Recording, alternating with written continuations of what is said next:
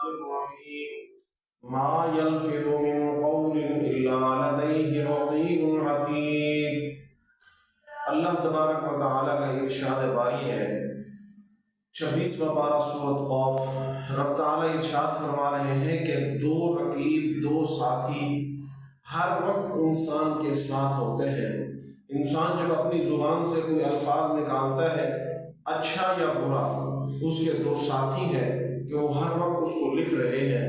اگر وہ اپنی زبان سے خوبصورت اچھا الفاظ، نیکی کا الفاظ، صالح الفاظ، کوئی کلمات اپنی زبان سے خوبصورت بولتا ہے، اللہ کا ذکر کرتا ہے، قرآن کی تلاوت کرتا ہے، حمد و ثناء کرتا ہے، تو اس کا رقیب جو اس کے سیدھے ہاتھ پہ بیٹھا ہے اس کو فوراً لکھ لیتا ہے۔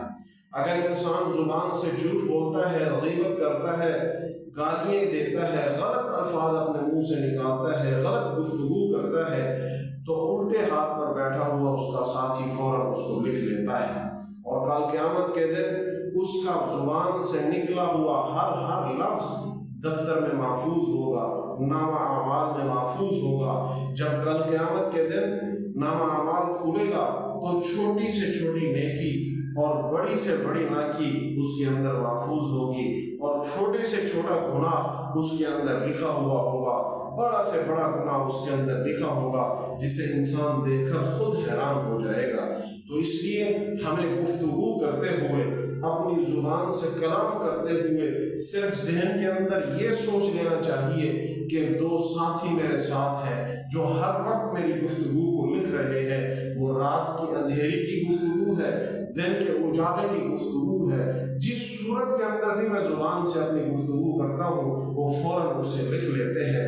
یہی سوچ کر ہم خیال کیا کریں، اپنی زبان سے بولتے ہوئے، اپنی زبان سے گفتگو کرتے ہوئے خوبصورت الفاظ بولیں، تاکہ ہمارے وہ جو رقیب جو لکھ رہے ہیں وہ فوراً اس کو لکھتے ہیں۔